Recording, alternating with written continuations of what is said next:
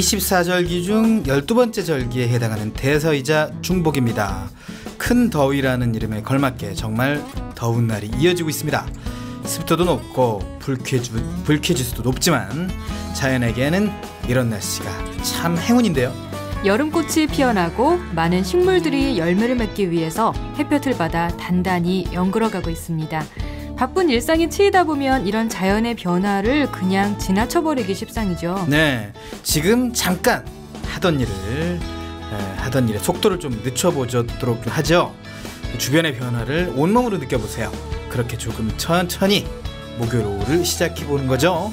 7월 23일 목요일 내 손을 잡아요. 출발합니다.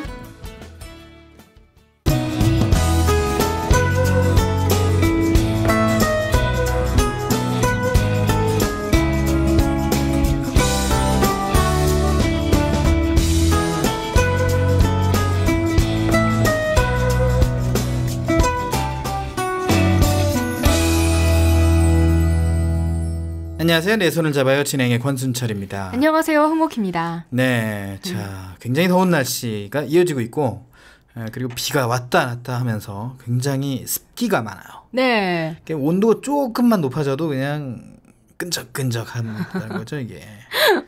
이게 날은 흐린데 오히려 땀이 더 많이 나는 것 같은 그런 이상한 날씨예요. 저는 개인적으로 더위를 굉장히 잘 이겨내는 편인데 습도엔 장사가 없습니다. 그래요, 맞아요. 아, 진짜.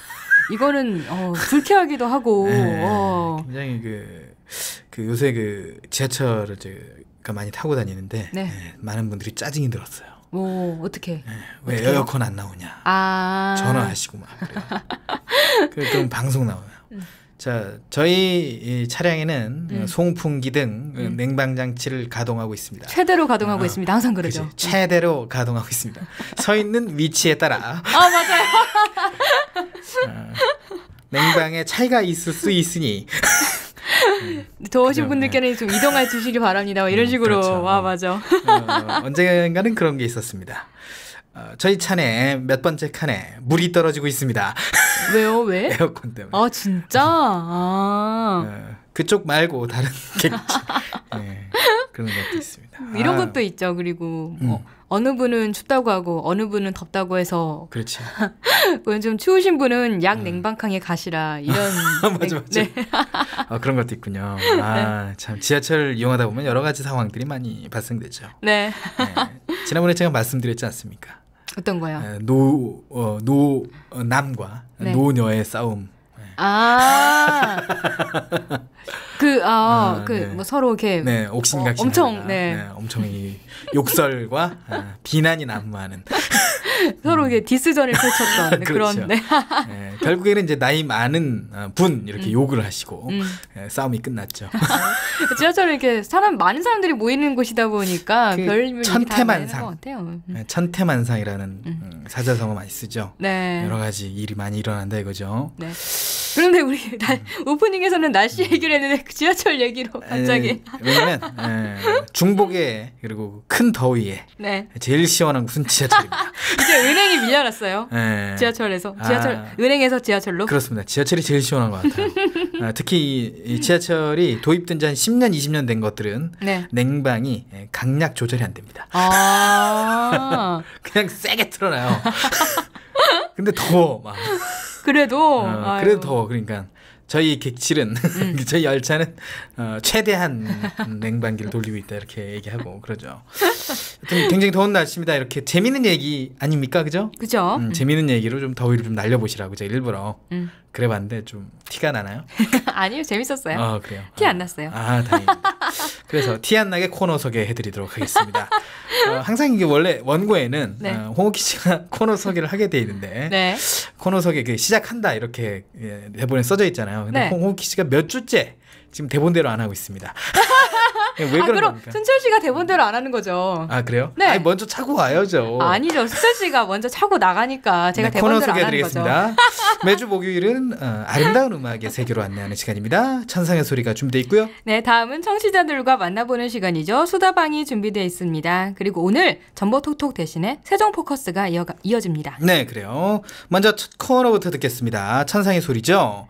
통기타와 함께하는 임희남 선생님의 신바람 나는 음악 인생을 찾아갑니다. 오늘 2부죠. 황호성 리포터와 함께 천상의 소리 만나볼까요?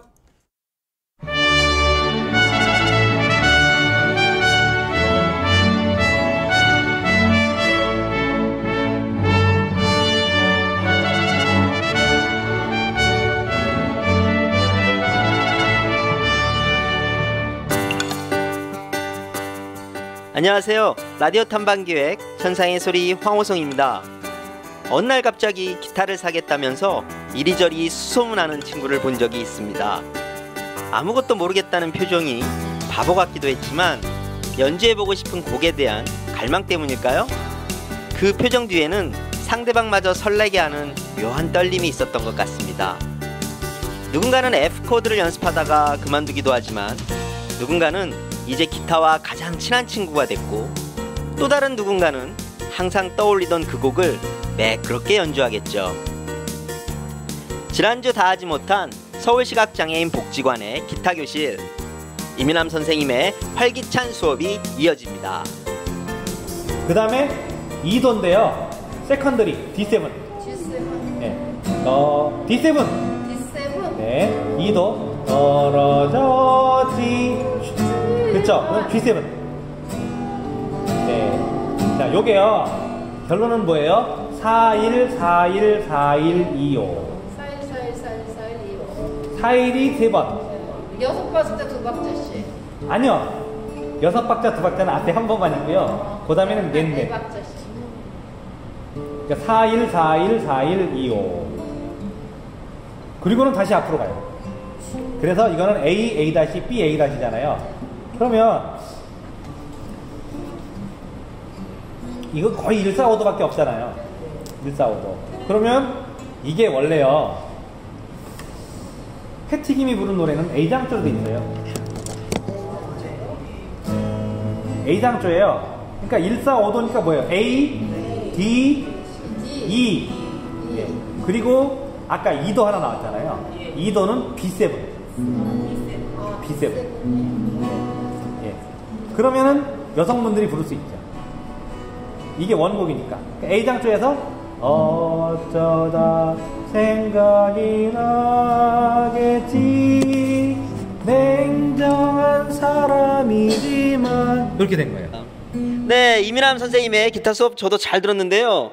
어디서 기타 하나 당장 사고 싶을 정도로 저도 제대로 된 곡 하나 연주하고픈 마음이 물씬 들었습니다. 선생님 수업 듣고. 자, 회차가 바뀌어서 인사 한번 다시 나눠보도록 하겠습니다. 선생님 안녕하셨어요? 예, 안녕하세요. 네.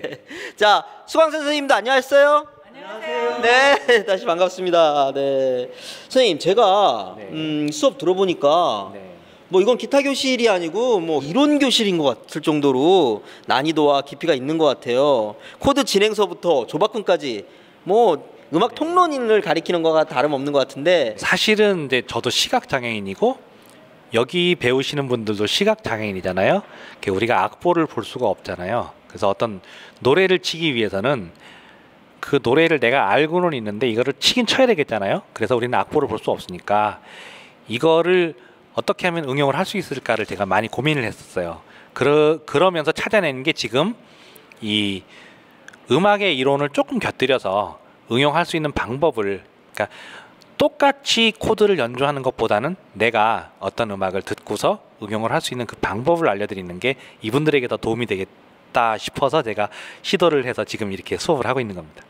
네, 맞습니다. 뭐 기타야 교본 보면 얼마든지 배울 수 있는데 어떤 강사를 만나느냐에 따라서 그분의 노하우가 들어가니까 훨씬 배우기가 좋은 것 같아요. 그런 면에서 우리 수강생 선생님들은 우리 임희남 선생님 만난 게 행운이네요. 네.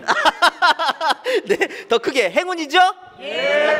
예, 감사합니다. 선생님, 1부에서는 시간이 없어서 저희가 수업 시간이라 시간이 없어서 우리 수강생들 많이 못 만나봤잖아요. 네. 제가 이번엔 2부에서는 수강생들 좀 만나보려 하는데요.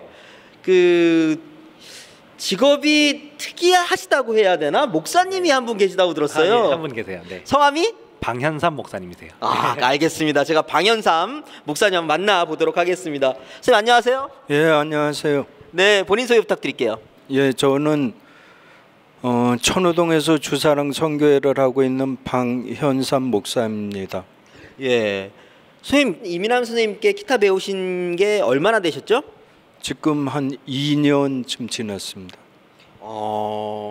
제가 듣기로 이 기타 교실, 이민남 선생님 기타 교실에 들어오기 위해서 수소문까지 하셨다고 들었고, 또 굉장히 또 이 수강생이 되려면 치열하다는 소문도 있어요. 맞습니까? 그 정도로 인기가 있나요? 예. 네, 설명 좀 해주세요. 예, 제가 일반 선생님한테도 그 교습을 받았는데 실질상으로 시각 같은 상호간의 그 입장하고 일반인 입장에서 가르쳐 주는 게 어떻게 보면 그 천차만별이고 같이 배우기가 힘들거든요.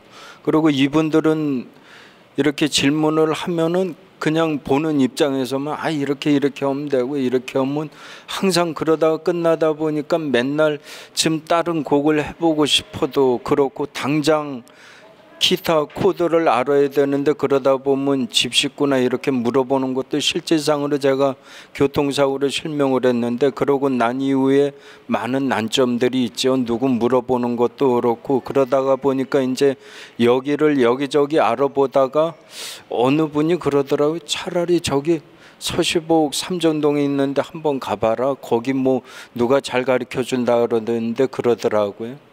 그래서 이쪽으로 왔는데 알고 오고 나서 보니까 예전에도 조금은 알았던 우리 이민남 선생님이 하고 계시길래 그래서 많은 것을 또한 배우게 됐고 어느 정도 이용도 할 수 있게 되고 그 부분에 대해서 또한 어느 정도 전공을 하신 분이니까 더 우리가 같은 입장에서 이해할 수 있게 잘 가르쳐주고 계십니다. 예, 목사님 그 기타 연주하고 함께 뭐 목회 활동하시면 그 모습이 정말 목회 진정성과 또 깊이가 더욱 느껴질 것 같은데요. 저도 한번 나중에 찾아가 보도록 하겠습니다. 자, 다음 분 한번 만나볼게요. 우리 김주혁 선생님, 안녕하세요. 네, 안녕하십니까. 네, 자. 김주혁 선생님, 제가 듣기로 꽤 먼 곳에서 오신다고 들었어요. 뭐 안산에서 사신다고. 제가 대략 1시간 반 거리 정도 될 것 같은데 힘들지 않으십니까? 예, 힘든데 요즘에는 이제 제가 이제 잠이 좀 많아요. 아침 잠이. 그래서 봉천동에다가 방을 조금 얻어놨어요. 허름한 값에. 그래서 이제 복지관 할 때는 여기서 봉천동에서 오고 복지관 안 할 때는 안산으로 갑니다. 그렇구나. 예. 잘 알겠습니다. 예. 근데 억양을 보아하니까 예. 고향이 경상북.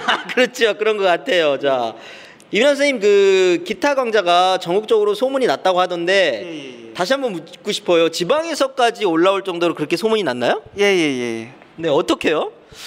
제가 알고 있기로는 그 온라인 강좌라고 해야 될까?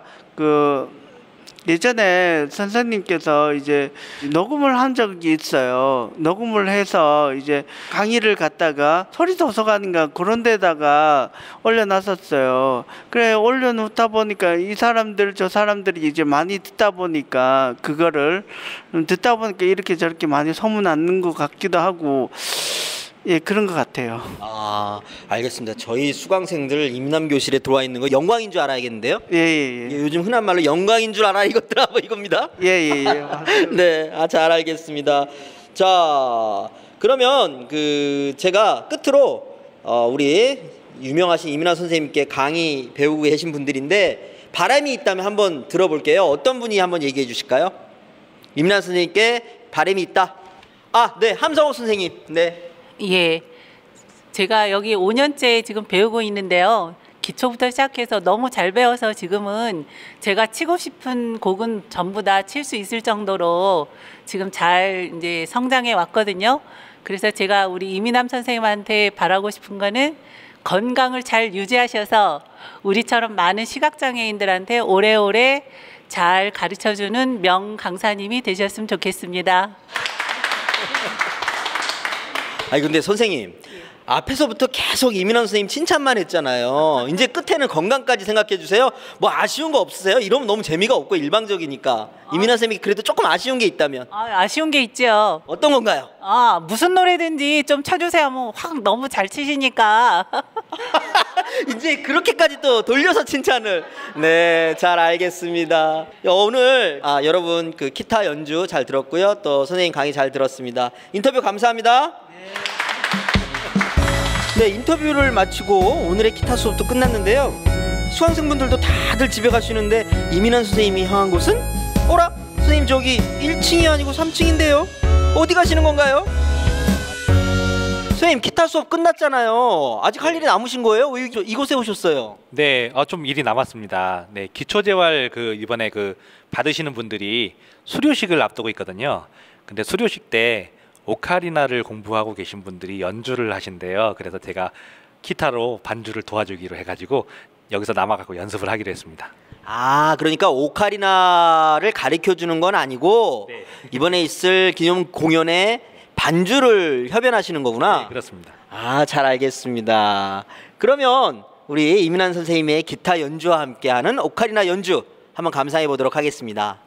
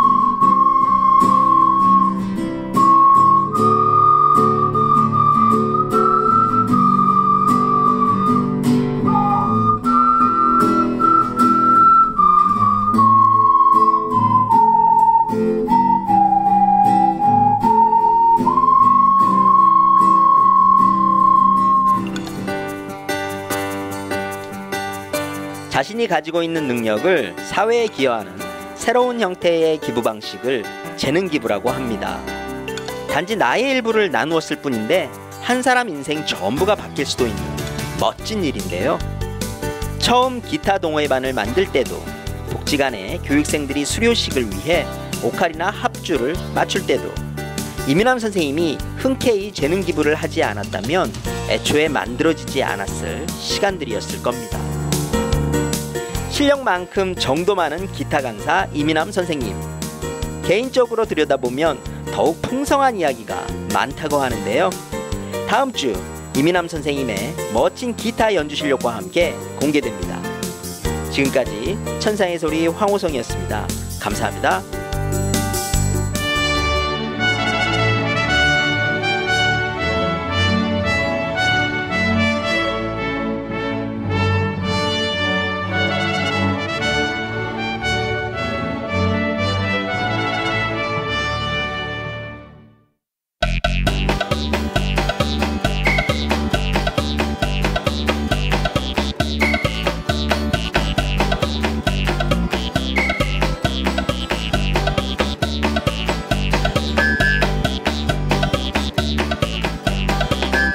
시각장애인 또는 관련 분야에 종사하는 비장애인 또는 시각장애인들의 전화통화를 통해서 그들의 생활을 엿보는 코너입니다. 청취자 여러분의 울고 웃는 사연을 직접 들어보는 시간, 아무 주나 좋습니다.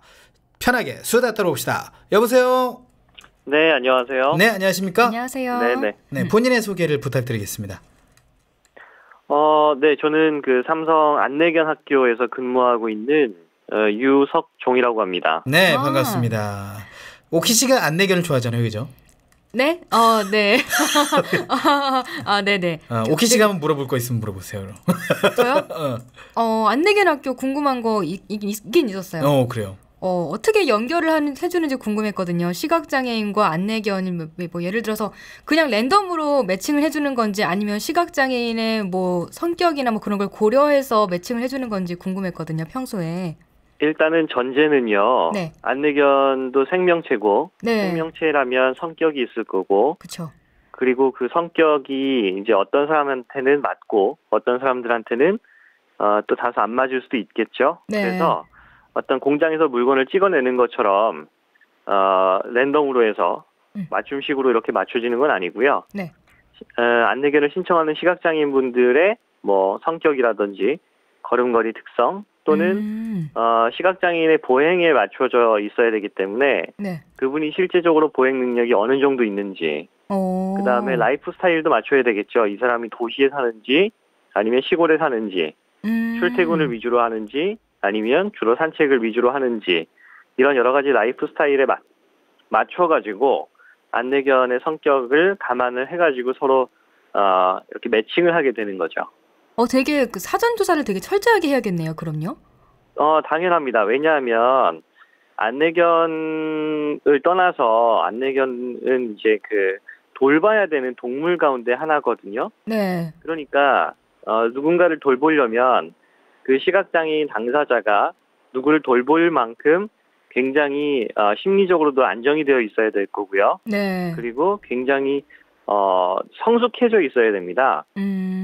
그렇지 않으면 다른 누군가를 돌볼 수가 없거든요. 네. 그러니까 예를 들면 뭐 동물 학대 아니면 뭐 여성 학대, 아동 학대 이런 내용들을 보자면 결국에는 그 사람들이 누군가를 돌볼 수 있는 힘이 없기 때문에 네네. 자신보다 약한 존재를 굉장히 힘들게 만드는 경우들이 많이 있거든요. 네. 이제 장애인의 경우에는 더더욱이 그렇겠죠. 현재 자신의 재활 상태 이런 것들이 심리적으로 준비가 되어 있지 않으면 네. 기본적으로 누군가를 보살핀다는 것 자체가 쉽지 않겠죠. 그래서 안 보인다고 해서 무조건 안내견을 받을 수 있느냐? 그렇지 않다는 거죠. 그렇기 때문에. 그래요. 그럼요. 매칭을 하고 나서 이렇게 좀 지내다 보면 안타깝게도 이렇게 안 맞는 경우가 있을 수도 있을 것 같아요. 그렇게 되면 어떻게 되나요? 뭔가 이렇게 뭐 사전 기간을 거쳐가지고 미리 적응해보는 시간을 갖는다든지 이런 게 있나요? 일단은 이제 신청을 하시게 되면 네. 저희가 한 두세 차례 정도는 현지 인터뷰도 하고요. 네. 이제 그리고 안내견하고 미리 같이 가서 걸어보는 연습도 해보고 하거든요. 그리고 나서 어느 정도 이제 성격 파악이 되면 안내견 학교에 와서 2주일 동안 입소 교육을 받습니다. 네. 그리고 나머지 2주는 저희가 또 현지로 가서 현지 교육을 진행을 하게 되고요. 네. 이렇게 총 4주간의 교육이 맞춰지면 그때 저희가 이제 계약서를 쓰게 됩니다. 안내견하고 생활해도 좋다라는 계약서를 쓰게 되고요. 그리고 그 이후에도 6개월마다 한 번씩 계속 정기적으로 사후 관리를 합니다. 그래서 현재 잘 지내고 있는지 문제는 없는지, 이후에 발생될 수 있는 여지의 문제는 없는지를 서로 상의하면서 계속 진행을 하게 되고요. 물론 중간중간 봤을 때 이 커플은 뭔가 더 이상 지내면 서로에게 득이 될 게 없겠구나 라는 생각을 한다면 신중한 결정을 하게 되겠죠. 하지만 거의 그런 경우는 흔치 않은 경우고요. 워낙 사전 조사를 철저하게 하기도 하지만 어찌되었든 뭐 저희가 하는 일이 그렇게 해서 사람을 가려내는 일이고 개를 가려내는 일이고 해서 정확하게 매칭을 하는 게 기본적인 일이니까요. 개도 뭐 주인이 자주 바뀌면 좋지 않겠죠, 당연히. 물론입니다. 그래요. 사실 이제 시각장애인들이 제일 싫어하는 질문 하나를 드려야 되겠어요. 이제 수다방이니까 자유롭게 질문을 하고 이제 주고받고 해야 되는데 너무 좀 우리가 딱딱해지는 것 같다라는 생각이 들어서. 제가 좀 개인적으로 궁금했거든요. 그래 괜찮아요. 네. 생방송이기 때문에 어떻게 그 안내견 학교에서 이제 훈련도 돕고 또 여러 가지 일도 하고 계신 걸로 알고 있는데 오히려 시각장애인들이 어떻게 안내견 훈련을 도울까? 아니면 안내견 학교에서 어떤 일을 할까 되게 궁금해하거나 안내견 학교에서 할 일이 있을까? 뭐 이렇게 의구심을 가질 비장애인 분들도 있을 것 같거든요. 어떤 일을 하시는지 좀 소개 좀 해주십시오. 일단 저는 제일 많이 하는 일은 인터뷰 많이 하고 있고요. 지금 뭐 사회자분이 하시는 것처럼. 그래서 뭐 이제 저희는 시각장애인 분들 에 대한 인터뷰도 하지만 안내견 학교가 운영이 되기 위해서는 많은 자원봉사자분들이 함께 하거든요. 어렸을 때 강아지 때 키워주시는 분들도 계시고 또 은퇴하면 은퇴견을 키워주시는 분들도 계시고 또 안내견 학교에 와서 또 자원봉사 하시는 분들도 계시고 그런 분들이 이제 신청자가 들어오면 그 중에 적합한지의 여부를 또 파악을 해야 되거든요. 그분들에 대한 인터뷰를 많이 진행을 하고요. 그 사람을 많이 보죠. 심리 공부 많이 하셔야 될 것 같은데 그럼요. 개에 대한 공부도 많이 하셔야겠죠. 개도 좀 많이 보시잖아요, 그죠? 개는 이제 안내견 같은 경우에는 이제 나중에 훈련이 거의 맞춰진 단계에서 이 이제 안내견이 아주 세부적으로 감안해야 되는 부분들 또는 보충했으면 하는 부분들이 뭐가 있는지 뭐 파일럿 테스팅 같은 역할 뭐 이런 부분들에서 이제 제가 좀 도움을 드리고 있는 상황이고요.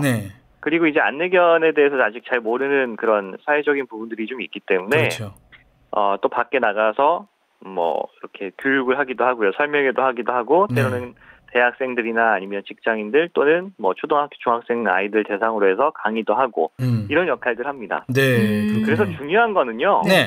시각장애인이 어디에서 무슨 일을 할 수 있을까를 고민하는 것 자체가 굉장히 오히려 사치스러울 때가 있어요. 그렇죠. 왜냐하면 예를 들면 경찰이다. 그러면 시각장애인이 경찰을 할 수 있을까 없을까를 고민하기에 앞서서 시각장애인이 경찰이 된다면 시각장애인에게 어떤 업무를 맡겨주면 경찰로서의 어떤 수행 업무를 할 수 있을까를 고민해보면 사실 역할은 할 수 있거든요. 어떤 식으로든. 근데 중요한 건 뭐냐면 시각장애인 당사자가 거기에 준비가 되어 있느냐 하는 거예요. 그렇죠. 그러니까 그렇다고 해서 제가 뭐 처음부터 준비가 되어 있었다라고 자랑질을 하려고 하는 건 아닌데 그런 건 아닌데 기본적으로 내가 이 조직에서 또는 이 사회에서 뭘 할 수 있습니다라는 기본적인 소신 정도는 가지고 있어야 거기에 대해서 내가 능력을 뭐 키워간다든지 발휘할 수 있는 가능성을 갖게 되거든요. 근데 대부분 시각장애인도 다 할 수 있어. 뭐 장애인도 뭐 다른 사람들하고 똑같아라는 이 말을 그게 좀 대부분 누가 하냐면요. 장애인이 하는 게 아니고요. 비장애인들이 먼저 하는 경우들이 많아요. 그럴 수 없으니까 그런 얘기하는 거 아니에요? 그렇기 때문에 장애인 스스로가 그런 부분들에 대해서 미리 준비해둬야 될 필요가 있고요. 시각장애인들이 그래서 준비해야 될 게 뭐가 있느냐? 저는 크게 한 3가지를 보는데 일단 시각장애인이기 때문에 제일 안 된다라고 할 수 있는 편견 중에 하나가 뭐냐면 보행이에요. 그렇죠. 혼자 못 다니는 거거든요. 혼자 못 다니는 시각장애인이 당연한 거예요. 일단은요. 못 다니는 게 문제가 아니고요. 사실은 안 보이는데 어떻게 다녀요. 하지만 못 다니기 때문에 사회활동이 어려워진다는 것 또한 당연한 거예요. 그렇다면 시각장애인이기 때문에 못 다닐 수도 있지만 하지만 어쩔 수 없이 다녀야만 사회활동은 가능하다는 거예요. 그렇죠. 그래서 보행훈련이나 보행교육이라는 게 시작이 된 거고요. 그렇죠. 그렇기 때문에 사실 시각장애인이지만 다닌다라고 하는 게 당연한 게 돼버린 거예요. 결국에는요. 맞아요. 자, 그다음에 두 번째는 컴퓨터고요. 네네. 컴퓨터를 기본적으로 해야만 소통이 가능하고요. 그렇죠. 요즘에는 컴퓨터 안 하면 안 되죠. 그렇죠. 예. 그다음에 이제 세 번째는 기본적으로 이제 사람의 관계거든요. 네, 사실 뭐 두 분 다 일을 하고 계시지만 일하면서 일을 못해서 스트레스 받는 것보다는요. 결국에는 대인관계 때문에 스트레스 받는 경우가 더 많거든요. 사회생활을 하다 보면요. 네. 그 부분을 자신이 맞춰 나갈 수 있느냐. 네, 그 세 가지가 제일 중요하지 않나. 사실 그 유석종 씨가 얘기하는 것 중에 공감 가는 게 시각장애인들이 할 줄 아는 건 분명히 있는데 왜 그 할 줄 아는 건 안 시키고 무조건 못 한다고 하느냐라는 게 제일 좀 공감이 돼요. 왜냐면 미국에는 의사가 있어요, 시각장애인 중에.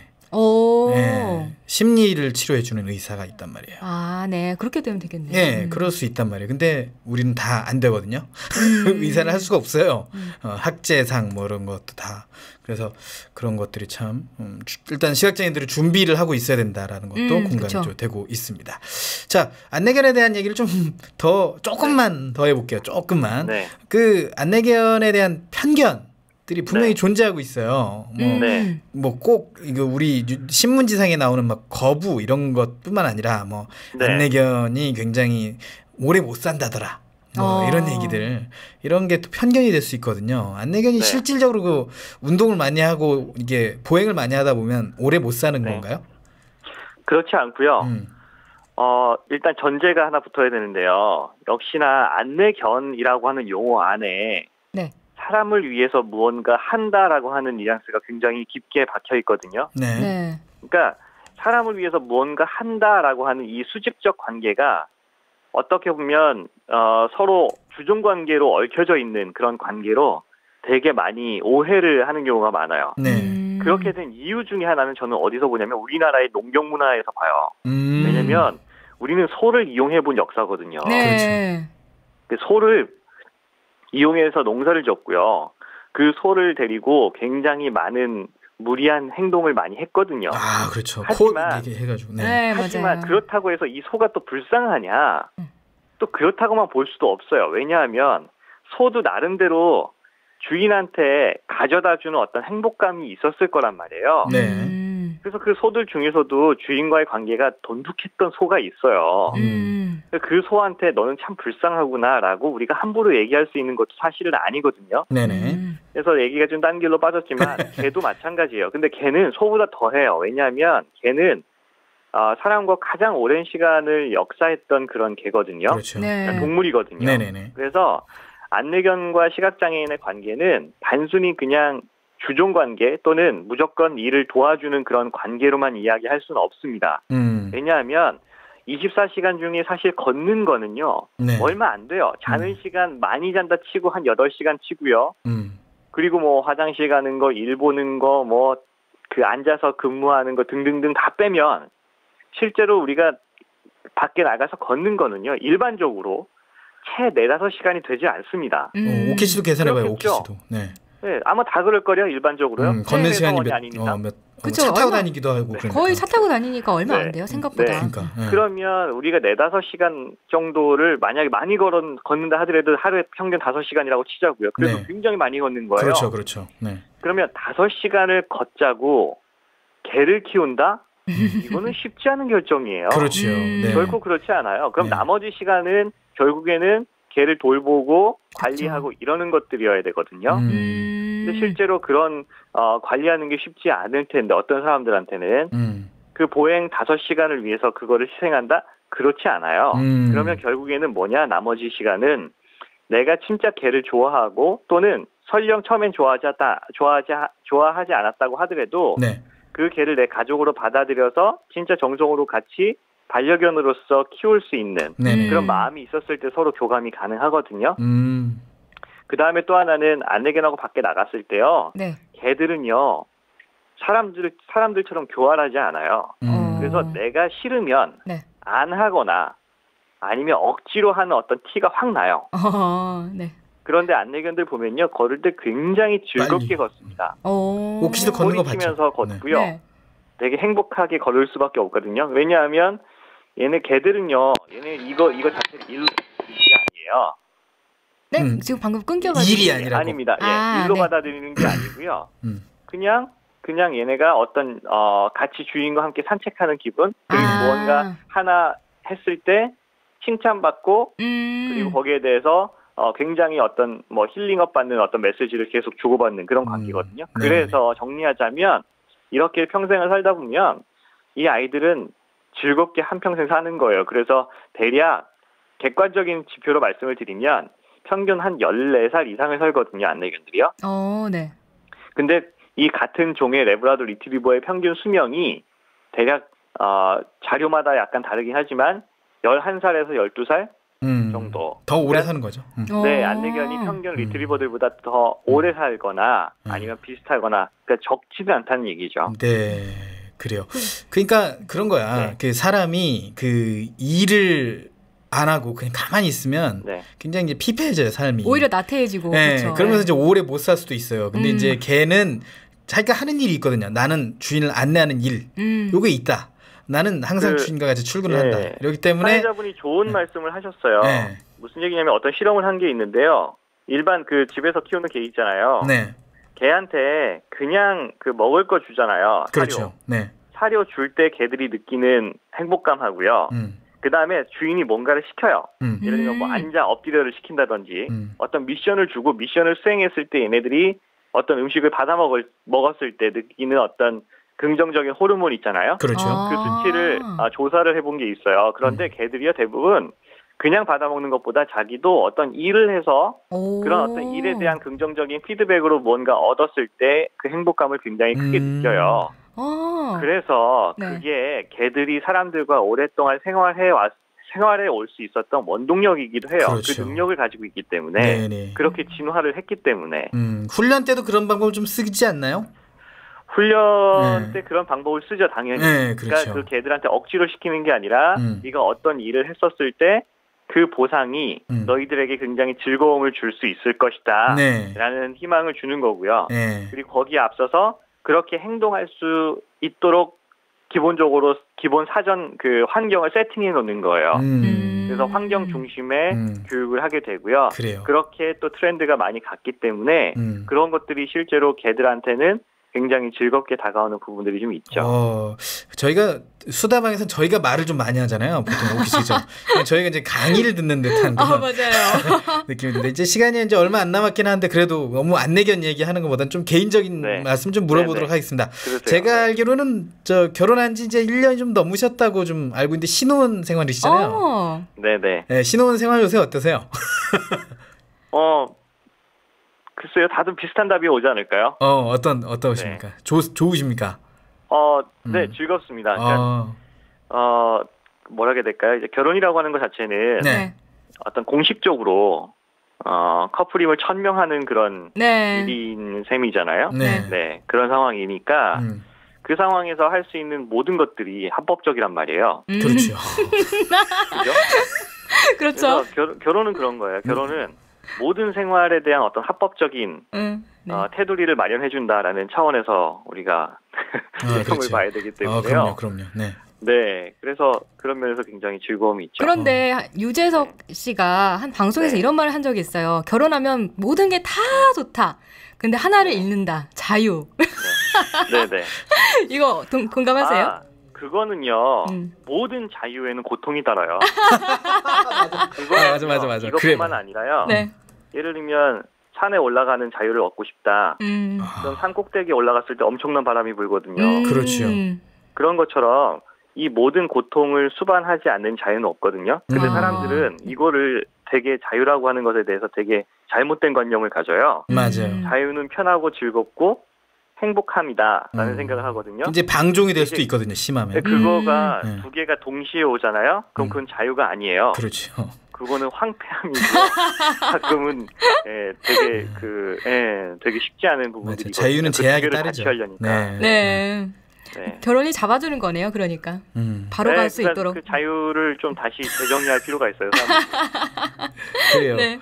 요새 또 멀리서 사시잖아요. 저희 서울보다는 네. 용인에 살고 계시니까 요새 용인 공기는 어떤가요? 용인은 굉장히 공기가 좋아요. 그리고 아직 이쪽 동네 같은 경우에는 소재지가 네.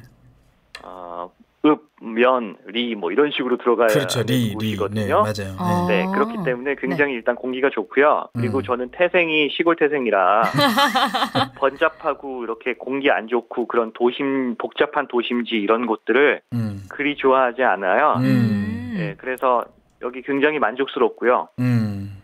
그리고 서울보다 공기가 좋아서 그런지 온도도 뭐 1, 2도, 많게는 2, 3도 정도 낮아요. 네. 그래서 여름 특히 나기 좋고 네. 겨울은 조금 추울지 모르겠지만 네. 네, 어쨌든 뭐 공기나 삶의 질적인 측면에서는 굉장히 좋습니다. 자, 이제 벌써 2015년이 이제 얼마 안 남았어요. 혹시 뭐 질문할 거 있어요? 2015년이 얼마 안 남았다. 그러면 뭐 계획 물어봐야 될 것 같은데요. 그렇죠. 2015년이 얼마 남지 않았는데 어떻게 나머지 한 5개월 정도를 어떻게 지낼 예정이신가요? 사실 저는 계획이 없습니다. 일단. 계획이 없고요.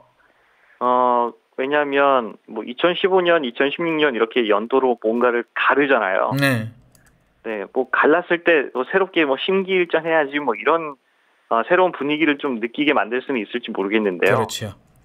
저는 뭐 그렇게까지 거창하게 뭔가 계획을 세워서 사는 사람이 아니라, 네, 그냥 뭐 오늘 하루 내지는 뭐 내일. 그렇죠. 이렇게 하루하루 그냥 그때마다 네, 생활하는 게 가장 좋고요. 그러다 보면 어느 순간 뭘 하고 있더라고요. 그렇죠. 맞아요. 네. 그래서 뭐 큰 계획은 없는 것 같아요. 2세 계획도 따로 없으신 거죠? 계획을 글쎄요? 안 갖고 그냥 계속 이어가시는? 아니요. 그건 아니에요. 그건 아니고요. 네. 네. 이거는 이제 하늘이 그렇죠. 그게 계획이 아니에요. 네. 보통 계획을 하더라고요. 저희 동생도. 네.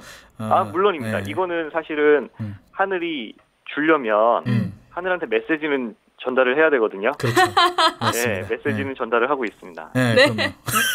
아주 굉장히 수위 조절 잘 해 가시면서 굉장히 좋은 말씀을 해주셔서 아주 즐겁고 좋네요. 네. 자, 오늘 말씀 여기까지 드릴게요. 고맙습니다. 네, 고맙습니다. 네. 자, 어땠어요 오늘 수다방? 일단 안내견에 대해서 더 많이 알 수 있는 시간이어서 좋았고요. 메시지를 이렇게 잘 받아줘서 좋겠네요. 그래요. 하늘의 메시지를 줘야 네. 하늘은 아이를 내려준다는 거예요, 여러분들. 참고하시고 그 메시지가 무형일 수도 있고 유형일 수도 있어요. 네. 자, 참여 방법 알려주시죠. 네. 참여할 수 있는 방법은 다양한데요. www.facebook.com/kbic/ktb로 메시지를 보내주시면 참여가 가능합니다. 아니면 인터넷에서 포피 채널을 검색해서 블로그를 찾아주세요. 방송에 참여하신 청취자분께는 문화상품권을 선물로 드리니까요. 많이 많이 참여하셔서 수다도 떨고 선물도 받아가세요.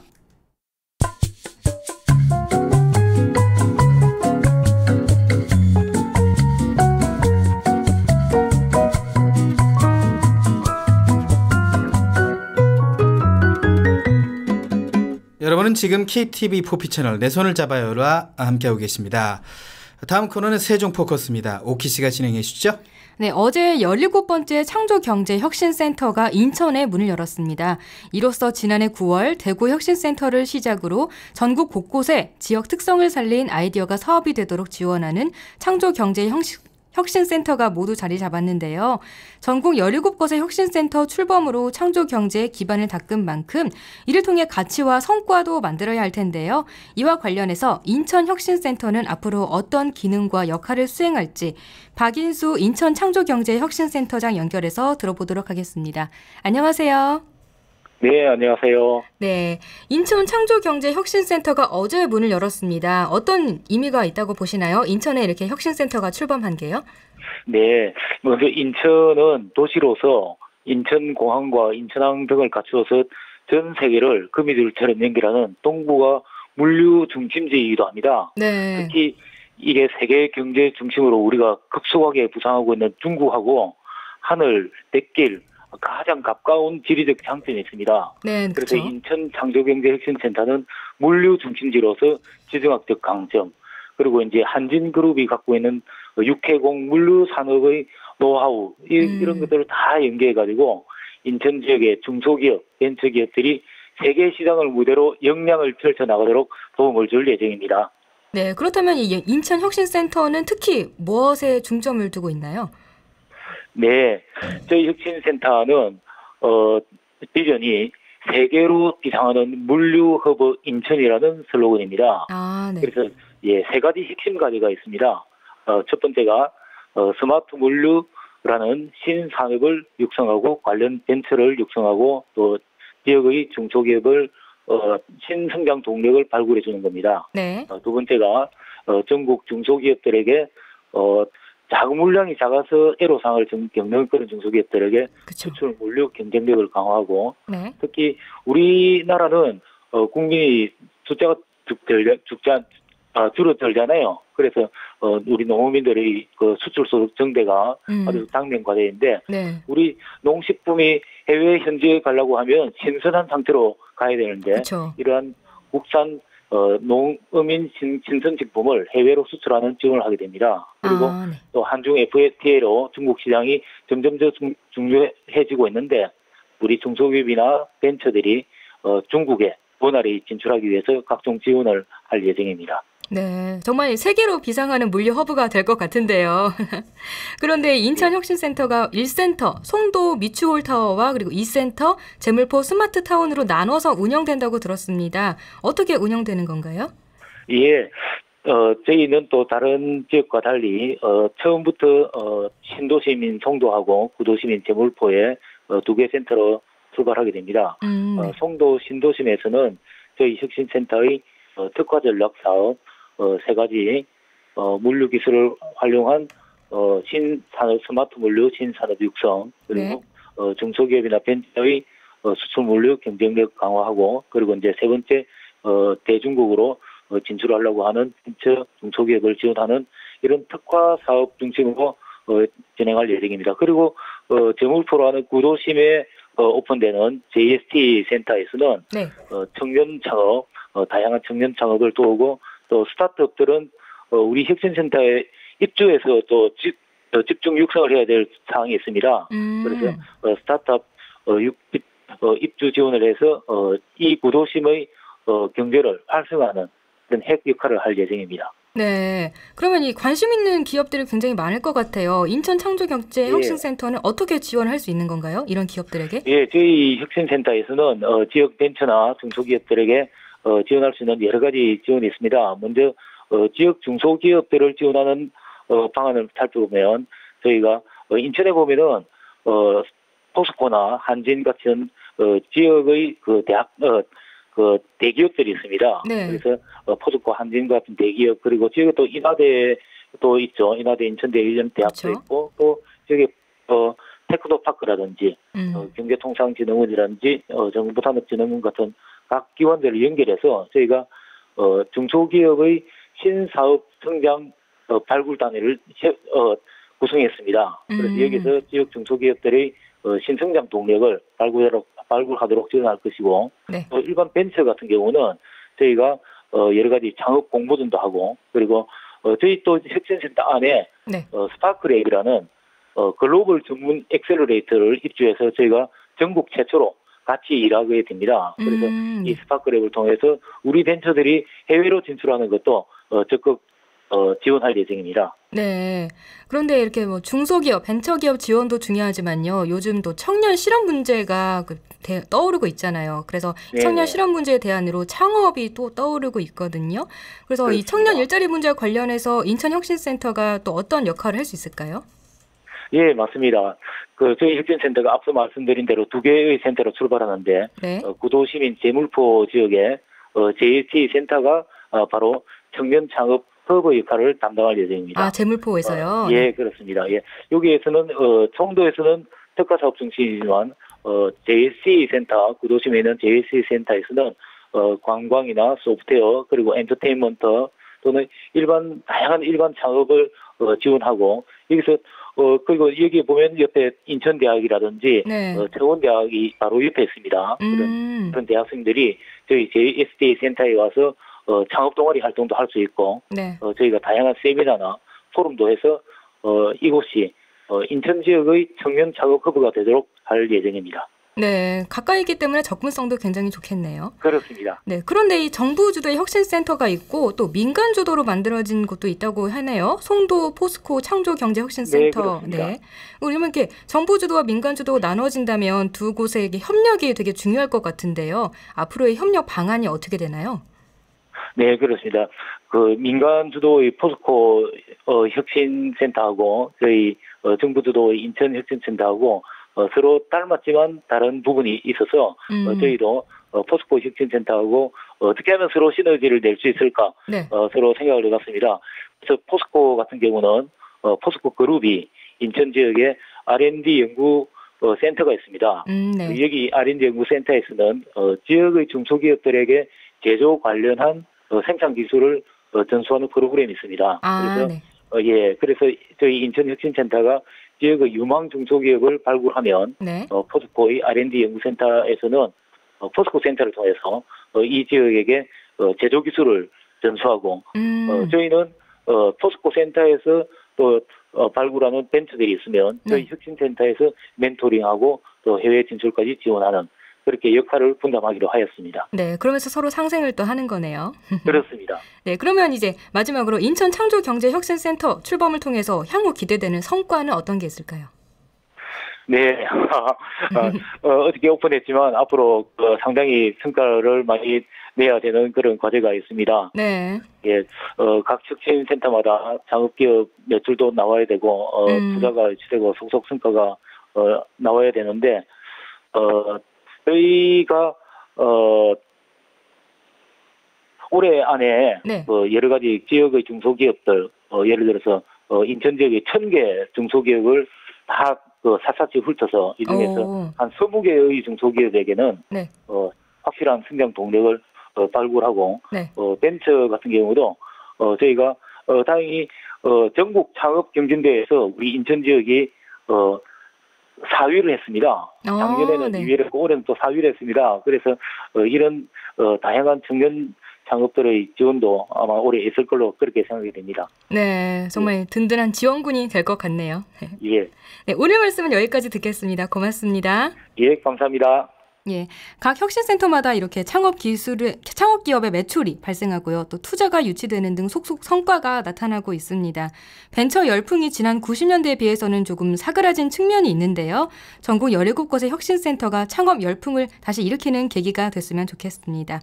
지금까지 인천 창조경제혁신센터 박인수 센터장이었습니다. 네. 자, 7월 23일이네요 벌써. 저희가 또 주말을 맞아야 합니다. 주말 계획은 어떻습니까? 저는 드디어 놀러 갑니다. 네. 축하드리고요. 네. 어디로 가세요? 양양으로 갑니다. 강원도 양양이요. 근데 비가 온다고 해가지고 망했어요. 네, 전 동창회가 있네요. 아, 그래요? 동창회는 비가 와도 할 수 있으니까요. 그렇습니다. 고기 구워 먹을 예정인데. 부럽네요. 네. 자, 7월 23일 목요일 내 손을 잡아요. 저희가 준비한 소식은 여기까지입니다. 네, 매주 목요일에는 노래 한 곡 보내드리면서 마무리하는데요. 네. 오늘은 한국국제장애인예술단의 배은주 대표의 앨범 수록곡 네 바퀴의 꿈을 듣겠습니다. 네, 그래요. 배은주의 네 바퀴의 꿈 들으면서 저희 인사드려야겠네요. 네, 내일은 포피 초대석이 준비되어 있고요. 저희는 다음 주 월요일 오후 1시에 다시 찾아오겠습니다. 지금까지 진행의 홍옥희, 권순철이었습니다. 함께해 주신 여러분 고맙습니다.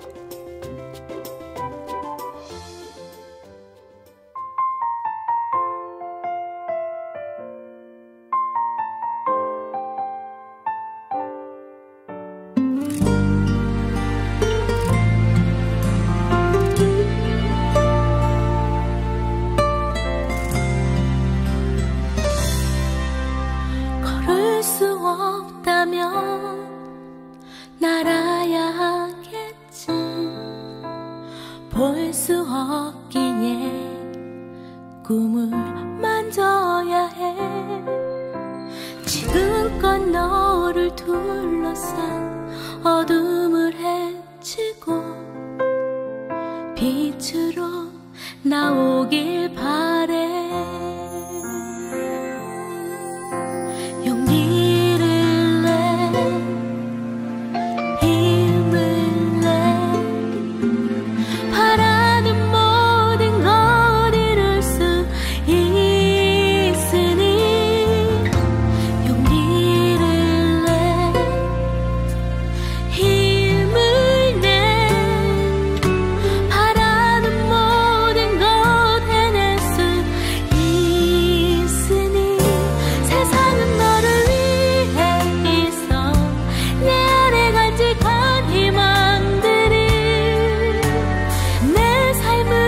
빛나게 세상을